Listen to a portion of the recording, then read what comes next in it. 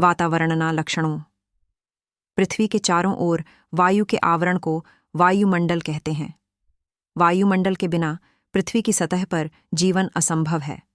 इसमें ऑक्सीजन और नाइट्रोजन होते हैं जो पारिस्थितिकी तंत्र को जीवित रखते हैं। बादल, कोहरा, वर्षा, बर्फ, भाप आदि वायुमंडल में जल के ही रूप हैं। घनकणों पर्यावरण में महत्वपूर्ण भूमिका निभाता है। यह कोहरे और धुंध प्रक्रियाओं के लिए जिम्मेदार है।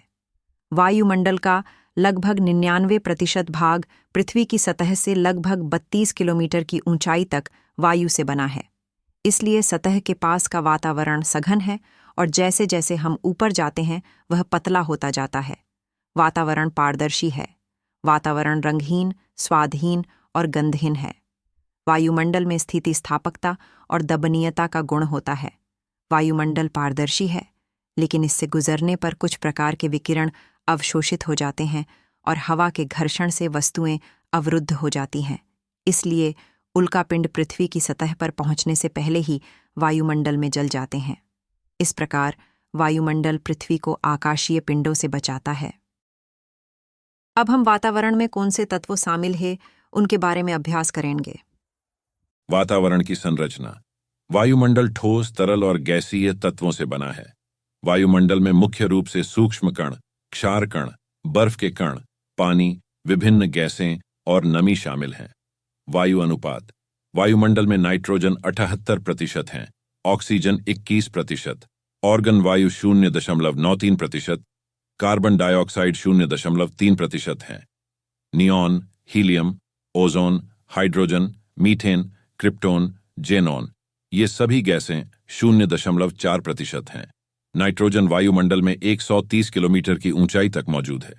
वायुमंडल में ऑक्सीजन 110 किलोमीटर की ऊंचाई तक मौजूद है। ऑक्सीजन मानव और पशुओं के श्वसन के लिए एक उपयोगी गैस है। कार्बन डाइऑक्साइड वायुमंडल की सबसे भारी गैस है।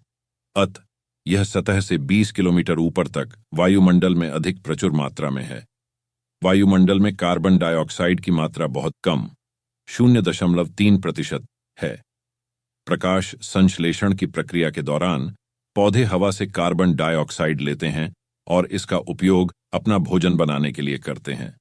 ओजोन परत पृथ्वी की सतह से लगभग 15 से 50 किलोमीटर की ऊंचाई पर स्थित है, जो सूर्य की पराबैंगनी किरणों को अवशोषित कर लेता है। पृथ्वी की सतह से लगभग 130 किलोमीटर की ऊंचाई पर वायुमंडल आमतौर पर हाइड्रोजन और हीलियम जैसी हल्की गैसों से बना होता है। जल वायुमंडल में ठोस, तरल एवं गैस रूप में पाया जाता है। पानी हवा में बर्फ के कणों, पानी की बूंदों और वाष्प के रूप में मौजूद है। इन सभी में भाप एक महत्वपूर्ण रूप है।